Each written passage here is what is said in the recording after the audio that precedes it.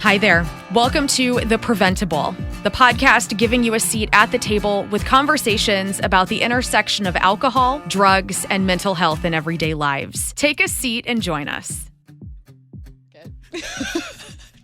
Welcome to The PreventTable. I'm already having too much fun, and we are not even officially started yet, but here we go. With me today is somebody that I have known since I was in middle school, which is weird. You were not in middle school. You were younger, but I was in middle school. And our paths have recently recrossed, and I think you need to hear what she has to say. So welcome to The PreventTable, Kelly McGowan. Yes, thank you for having me. You're welcome. Yes. So let's just rewind a little bit. Mm-hmm. So you were on the Matthews Dickey basketball team with my sister. Ooh, yes. And you guys were good. We did our thing. I mean, you would travel and do... Yes. Yeah. We did our thing, put girls basketball on the map. Let's go. Yes, and I don't sport. So I would go on Saturdays and y'all would have like 19,000 games. And my dad would be there very stoic and your parents would be yelling. And lit. I'm just thinking of all the other families, and he would just be like very stern and then would like talk to my sister about her performance afterwards. And I would just be sitting there like, do I have to do that? Because that is what life was for you and my sister for a while. Yes. Do you still play? No, I don't. I haven't shot a basketball in probably well over a decade. I don't remember the last time I shot a basketball. You know what would always piss my sister off? Because I did not sport. I do not, and I did not. Nothing? No, nothing. I mean, I was Latin club. Okay. I was, painting a picture, right, Kelly? Am I bringing you back in time? I got you. But I could still kick her butt in horse and in pig. Oh, well, so with the trick shots. You had a little something in there. Maybe. What did you, talk to me. So you played ball, and that was like what you did. Yeah, ball was life. Mm-hmm. And then you then became into advocacy. Oh, no. Fill in some of the gaps there. Were you okay, I think I need to change the built environment. We need more basketball hoops. Now I'm going to advocate for the built environment. No, I wasn't on that. So ball was life. And then, I tore my ACL in high school twice. No way. Did you play in high school? Yeah, Metro, Go Panthers. Okay, all right. SLPS, stand up. So I played at Metro High School, and I tore my ACL my freshman year. Actually, we were in districts. Oh. That was the first time, and then the second time when I was a junior. And when I found out it was torn the second time, because I didn't think I tore it twice. The second time, I was like, maybe I tweaked it because it didn't hurt as bad as the first. But no, that didn't happen, and that's a whole other story. Right. I have to tell you another time about the second time laid out.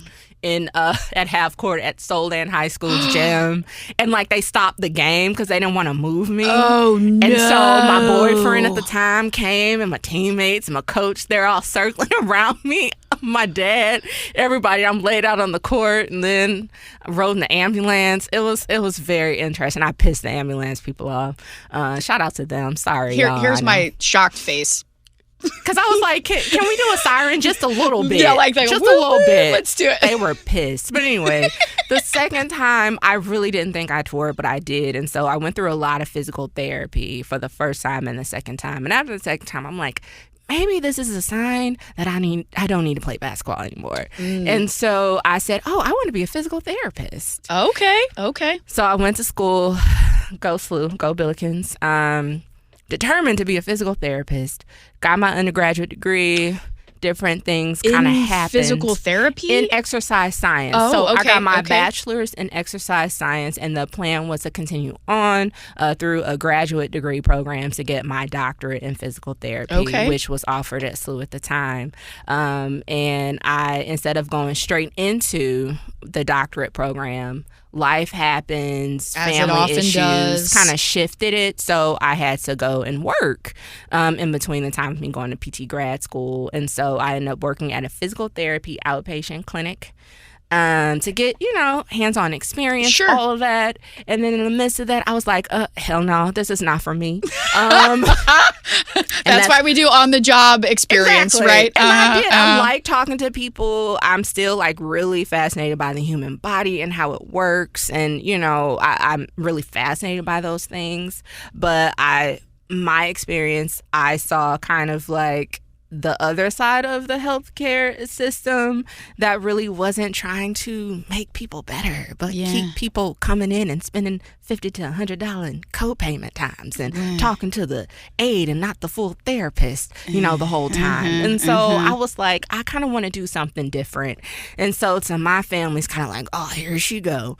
I had a quarter life crisis. That's what I called it. Okay. I'm figuring out, what do I want to do? And then I did some soul searching as much as you can at 25. Yeah. And I said I wanted to go back and get a master's in public health. Yes. So I went to the Brown School. Ooh, fancy pants. I went to SLU. That's another story. But so I went to the Brown School, got my master's in public health, and really my focus was developing, implementing, and evaluating obesity prevention programs for Black folks because, my family health history is very similar with other Black folks in this country. I mean, diabetes, hypertension, et cetera, et cetera, et cetera. And because I have been so physically active my whole life, and that's been instilled in me and watching what I eat and all of those things. But unfortunately, because of racism, because of a lot of other structural issues, Black folks in this country, we don't have the environments that really support overall health and well-being. And so when I was doing that work, and obviously coming from St. Louis, being born on the west side, growing up on the north side, I noticed there were two different St. Louises. One for the white folks, one for the Black folks. Very different when we're talking about access to resources. Very different. I mean, people weren't walking around. Me and my family, my dad, we would bike. Like, we would bike everywhere. And we were the only people in our neighborhood that did that. Understandably so. But you go to the other side of town, around Forest Park and some of those other places, folks walking around, chilling, pushing a stroller, all of those. Mm-hmm. It's just a different feel and community and how it looked. And I recognized that at a young age, but as I grew older, I realized that's racism. And so... Wait, I'm sorry. Can I just stop you right there? So for those people who just are having to rewind and are like, I'm sorry, I don't understand. Okay. Explain it to me like I'm in kindergarten. Okay. Explain to me how not maybe walking or biking, how that is a result of racism or is racism. Okay. So when we look at, we live in an extremely racially segregated region, one of the most in the country, because of redlining and because of all kinds of redlining, intentional disinvestment, predatory lending, et cetera, et cetera, et cetera. And so because of those racist policies, that's really laid the foundation in not only who lives in the communities and also what we have access to in our communities, the resources. Wait, so you're saying that it's not an accident? Things. No. Oh, so it's not just random that there's not that Fairground Park isn't necessarily as well maintained as Forest Park, and as a result, there aren't a ton of people walking around on there. That's not an accident. Completely designed to be that way. And so, I remember, because I used to get in trouble because I was like to go for a run around where I lived on the north side. But, you got stray dogs, you got other things happening. I almost seriously injured myself tripping on the sidewalk going for a run.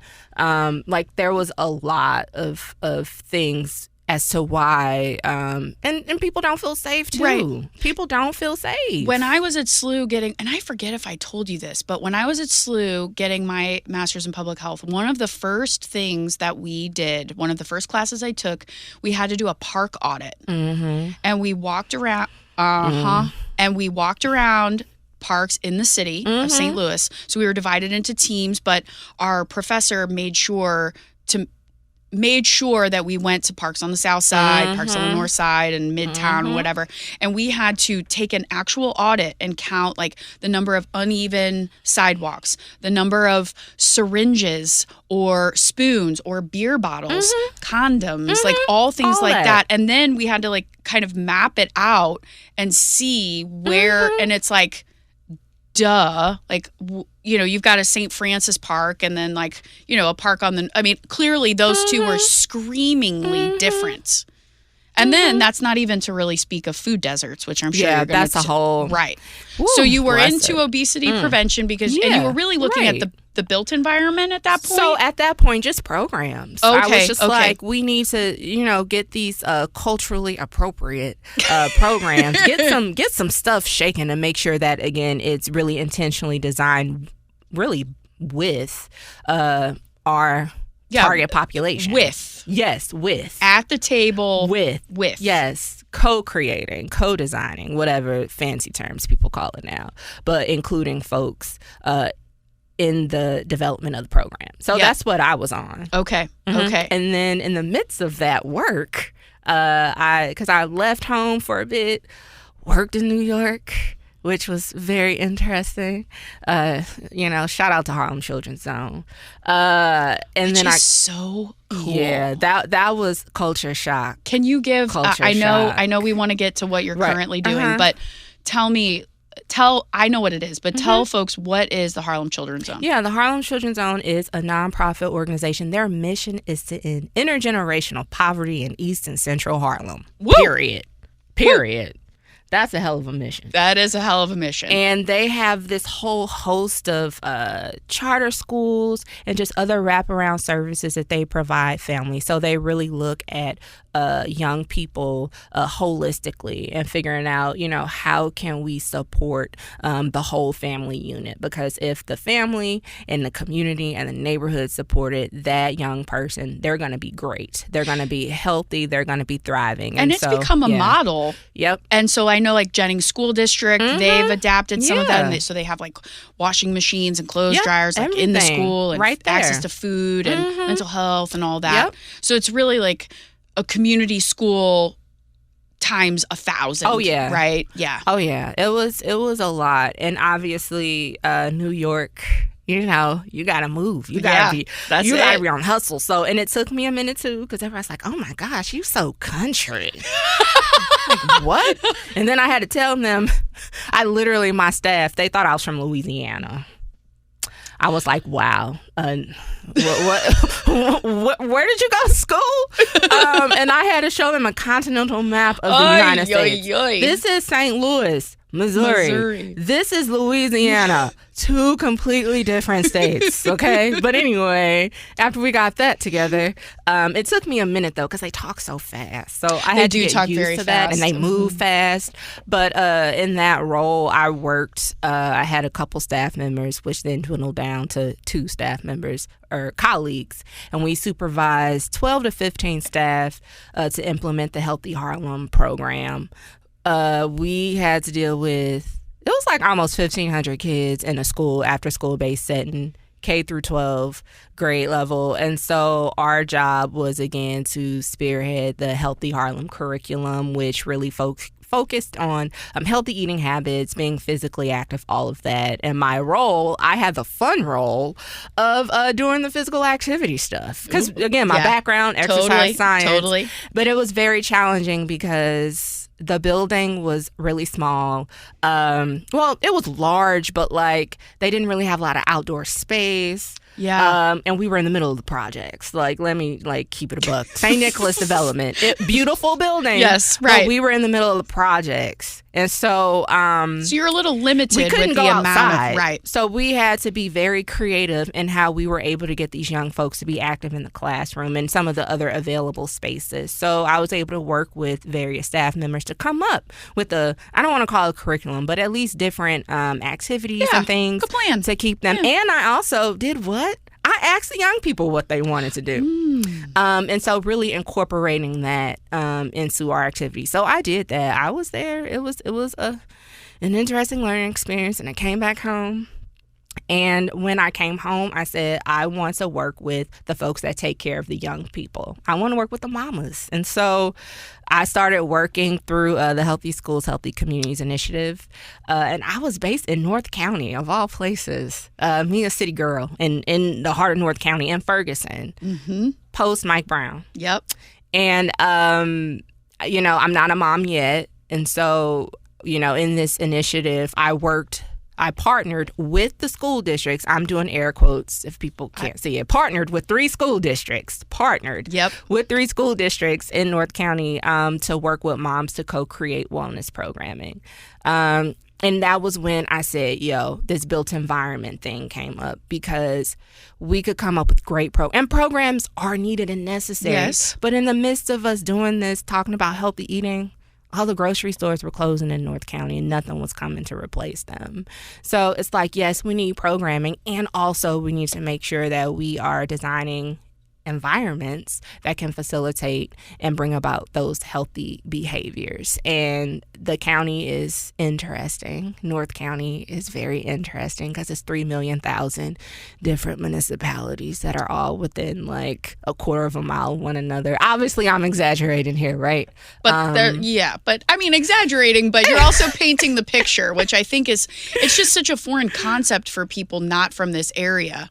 But and again, not to go like super deep in this, but like that is created on purpose. Extremely. It's intentional, and there are very structurally, I mean, that is structural racism. When people are like, what does that mean? Like, that is what that is. That is a manifestation of what that looks like. Period. And I'm trying to do free yoga, free trap yoga, programming in the community. And I got to go through all of these different people. Well, no, actually, you're across the street. So that means you're in this municipality, which means you got to talk to such and such and such and such and da-da-da. I'm trying to do a free program, y'all. Come on, make it make sense. And so I was like, this is ridiculous. This is ineffective. And there wasn't a lot of coordination or collaboration. And then, again, thinking about the built environment, my schooling, and realizing that we really need to address these issues, and these issues can be addressed through our local governments. And so that's when I started becoming a little bit more aware, engaged, and involved in what was going on. Yeah, so I could do my programming, and also, though, figure out how can we really lift this up and amplify a lot of this stuff so we can properly address things instead of just slapping a Band-Aid on them. I mean, there's a lot of things that I love about you and the approach that you're taking. And there's a couple of things. Number one, it's that you tell it like it is, okay? And you give hell to both sides of the aisle. Like you call hypocrisy out. That is what you do. It doesn't matter what party they are. Oh, man. You call out hypocrisy. Yeah, I be getting in trouble, though. On your Monday night lives, you lay it out. What's going on in the council meetings, what's not going on, what's happening behind closed doors. That I love that about you, number one. What I also love about you is that you are holding truth to power, and that you're paying attention at the local level, which, so many people want to, they think that the big change happens at the state level or at the federal level. And yes, things happen there. And so much happens in your backyard that if you are not aware of what's going on, if you're not having somebody break it down for you, if you don't even know the damn meetings are happening, because a lot of times they don't want you to know they're happening. No, they don't. Right. It's just, you're doing something at a hyper local level that it's very unique. So Transform 314, that's the organization. So Monday nights, you basically like lay it out and people watch on YouTube. How does that work? How do people fight? Because I love it. And I just laugh the whole damn time. Because when I started getting into paying attention to these meetings, I will tell my friends and family and they're like, Kelly, like you're making lying. This up. Like this is not really happening. And I'm like, yeah, it is. Watching on YouTube. And I would send it to them and they'd be like, what is going on? I'm like, this is our life. Like these are our elected officials. Like this is what's happening. This is what we got. And so I do. I watch a lot of meetings, a whole lot of meetings, y'all. And I provide a rundown for my city folks and my North County folks about what's going on. I try to really keep it specific to things that just me having conversations with residents, what people really care about. And then that's what I talk about. And I'm the receipt queen. So that means I include clips. Like, so when we have these shows. People are like, I didn't say that. And it's like, no, roll the tape. No, I don't want people saying, well, Kelly said, no. Pause. Alder person, council person, because I don't. What I really try to do on Monday Night Live is to, again, present the information to people so people can get a holistic view of policies that are being presented. At the end of the day, our legislators, I like to say that because I was, speaking to people like, I legislate. I legislate. So that's what we do. That's your job. You legislate. So what are you legislating? So that's what Monday Night Live is about, to see what these folks is doing on the job that they getting paid to do. And so we look at the bills. I provide, again, the clips so people get a sense of maybe their elected officials, maybe their logic, why they voted, why they didn't vote, because I want people to try to get a full sense of particular bills, the pros, the cons, the different viewpoints, so people can make an informed decision based off of that. It's not Transform 314 or Kelly McGowan saying this is trash, this person is trash. I don't say that. No, you don't. I don't. You don't. I think people think you do, but you don't. You let it speak for themselves. Y'all can play the tapes back. I am the messenger. I just play what is presented on the YouTube. Okay. Well, so what you did a couple of, I don't even know how many months ago this was, but you worked to release sort of some animated, for lack of a better word, shorts to help folks understand how the process works. Yeah. It's almost like, it's not this, but it's almost like a way more current, hip 2023 Schoolhouse Rock. Like how a bill becomes a law, but like you actually, like, I loved it. And that really, I think, speaks to how you're trying to expose how the legislative process works, but also how people can tap in. Yes. Because, not to speak for you, but you're really about participatory government, right? Yes. And so I tell people this all the time, have this conversation at Slate, however long ago that was, and a lot of things I do when I try to... And Slate is?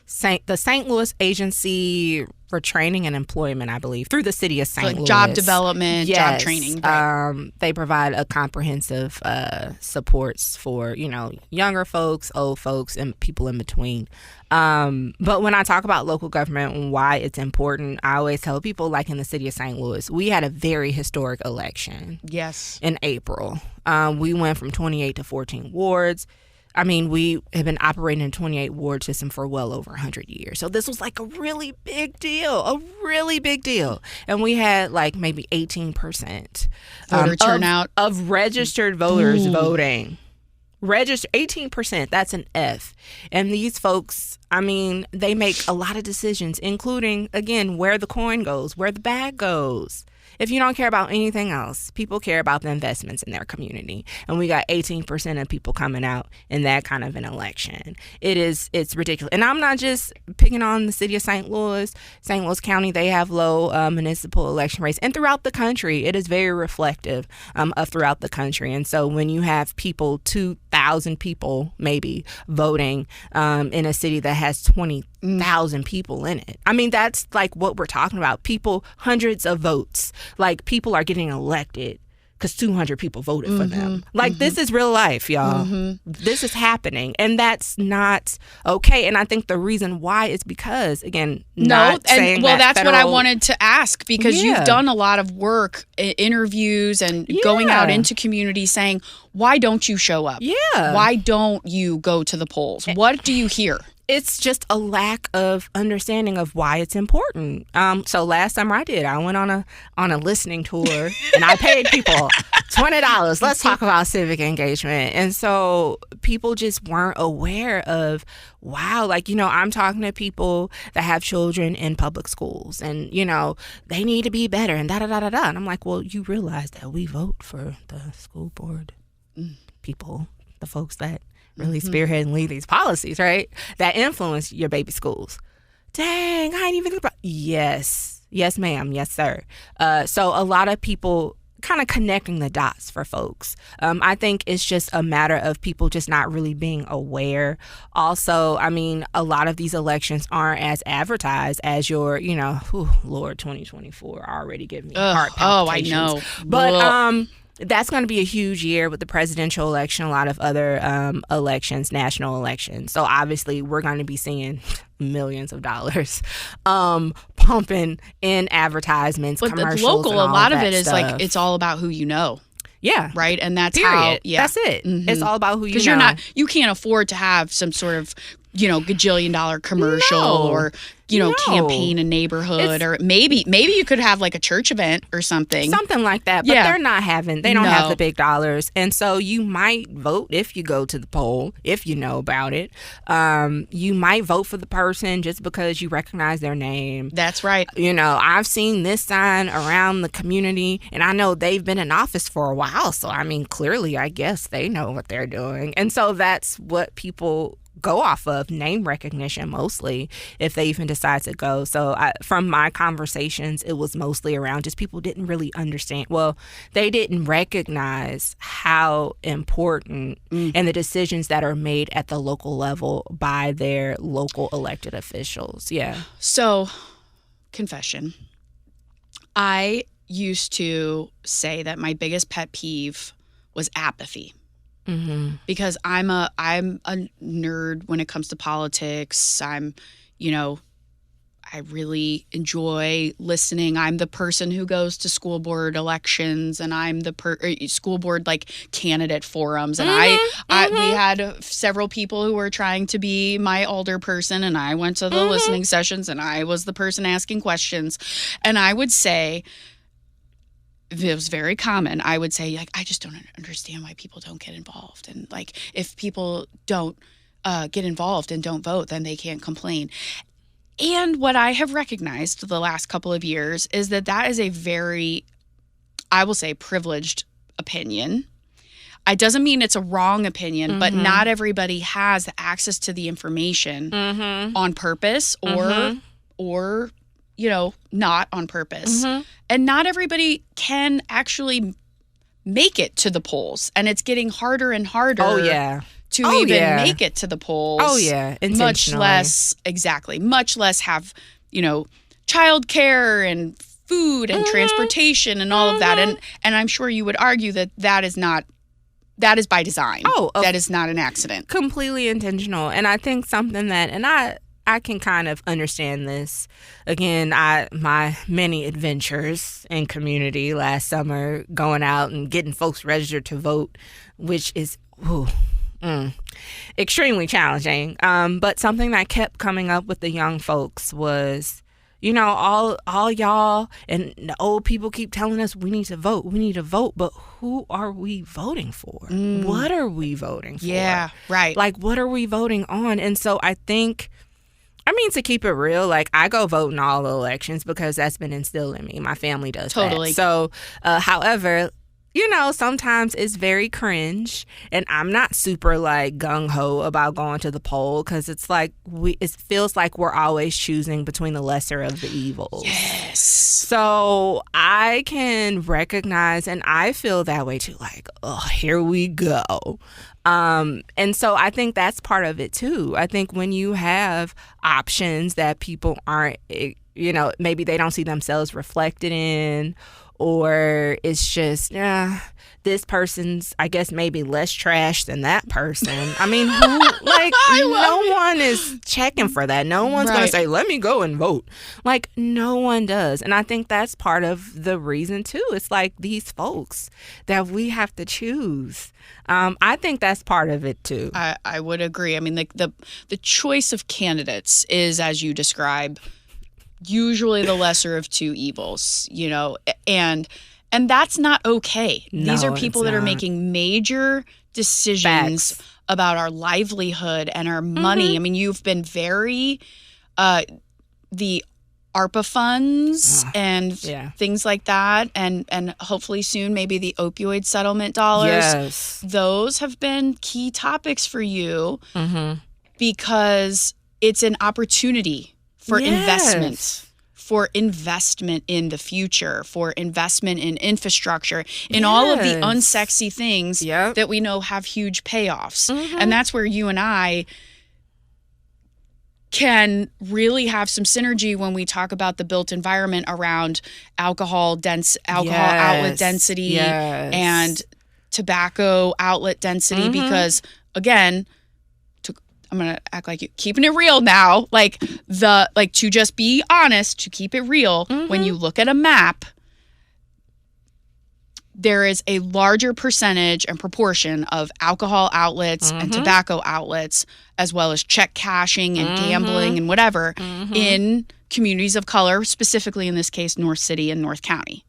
And that is unacceptable. Completely. And then the research shows, people want to pull receipts, data, evidence. The research shows that communities that are oversaturated, which happen to be, I'll say in our instances, right, predominantly Black communities, are associated with literally every adverse health and well-being outcome. Literally anything bad you can think of. You can pick one. Literally. It is associated with it in some way, shape, or form. And we see that clearly. Right. So Transform 314 really is asking for feedback. And you have a survey that's out and you want people to complete it. And you're asking, what do you care about? Specifically, what do you care about? So can you talk a little bit about the survey and what you're hoping to get? And people maybe have an opportunity to get even deeper engaged, right? Of course. Right. So obviously our name, is Transform 314. Let's do it. So if anyone can, I feel like it's going to be you. And we know that a lot of things that are happening are not helping, right? And moving the needle in our region, especially when we're talking about health equity. Yes. So we got to do something different to make sure we truly transform our region. And so that's what our campaign with the survey, we'll also have some community conversations as well, is really getting to talk to community to get a sense of, not only what do you care about, but what are you willing to fight for? Are you about that life? I loved how you said that in the survey. What are you willing to? Because everyone will list problems, right? We got a whole lot of them. However, it's going to take all of us together as a collective. It's not just Transform 314. No, it is everyone in our community, including residents. So what are people willing to truly come together to advocate for to improve their community's built environments? So we're going to use the information to kind of prioritize our efforts, because local government is a lot that happens in local government. So how you could go about 35,000 different directions. So how can we be more targeted and focused on what folks care about? And I also want to mention our efforts, we are really trying to engage folks that are 40 and under. I'm not trying to, this is not speaking ill of our seasoned folks out there, nor our mature folks. Yeah. But it's time for us to get to work, y'all. So, but we really want to see what people are willing to fight for so we can, as an organization, really prioritize our policy and advocacy efforts and programming in 2024. And also, like, make sure that people are connected to existing efforts. Like, if people are really gung-ho about addressing vacancy in their community, you know, letting people know, hey, by the way, did you know there's a whole vacancy collaborative, and making sure to direct them so that we're amplifying existing efforts, directing people to those efforts. So, and also, we're not trying to duplicate anything. That's what I love. We're not trying to duplicate stuff. No, yes. This is happening. Here you go. This is the point person. And then also so we can find our lane and our niche in this space. But that's basically like what we're doing. We have a survey. And in addition to the survey, we will be doing community conversations, aka focus groups, to really get a sense of not only just the issues that people feel strongly about advocating for, also like what have their efforts been in addressing them? What have been some challenges when it comes to them advocating for those things? So again, that can inform us on ways that we can shape and develop our programming to make sure that our efforts effectively line up with what our communities are telling us. No names, of course. Mm-hmm. Do legislators like you? Excuse me. Do legislators like you? Or are they like, oh, here she comes. Here she comes. You know, I've had mixed reviews. Probably from both sides, right?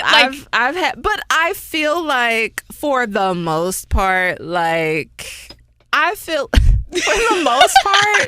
think I have a decent rapport with some of the electeds. And that's because people are like, how can you talk to these people? I'm like, these are the folks that's making these decisions and voting on stuff. So we got to deal with these people, you know? And so I will say for the most part, I've had positive experiences, and there are people that truly do want to partner and collaborate on doing things, especially like our campaign. I've been like on this like whole like talking to literally everybody named Mama about this because it's really going to take all of us. And so that's what I kind of try to get across to these legislators. Like, I'm not trying to like put you on blast, but at the end of the day, you have a role, we have a role. Let's work together because we all need to contribute to this. And that's how I present it. Like, we're partners. So let's figure out how can we collaborate to make things happen. That's how I present it. I don't say you're trash. I don't do that because that's not going to help anything. You just think it. We're partners, you know? But, you know, so I present our efforts as a resource. Yeah. And again, that team sports background with Matthews Dickey. There you go. We all have our roles. We all have our positions, right? We all have our lanes to play. Mm-hmm. And so obviously you're a legislator, so that's your lane. However, there are other things that really impact what you legislate. Well, and so at the how end can of the we day, make sure, that we're working you're a with constituent. Them? True. And I don't mean you, Kelly McGowan, but we're constituents. We are. And so I think when we work with our young people and bring them to Jeff City, and when we, sometimes need to put out the bat signal because there's a ridiculous issue happening at the county council, if we need to call our young people and say you need to show up in support for this or against this, everyone loves hearing from kids. That's so great. But at the end of the day, it's their constituent, okay? Facts. Or it will be their constituent when they turn 18. Yep. And so that's what I think is so great about you, is that you are literally shining a light on the process, how to get involved, what that looks like, who's actually in charge, who could be in charge if we collectively use our political voice. And it doesn't necessarily mean then that you're going to agree with everything, right? That's not and you're happen. not telling people how to vote. You're just saying, here's what's happening. Yeah. If you give a shit about this, pay attention, show up, let me help you, write a letter, whatever that looks like.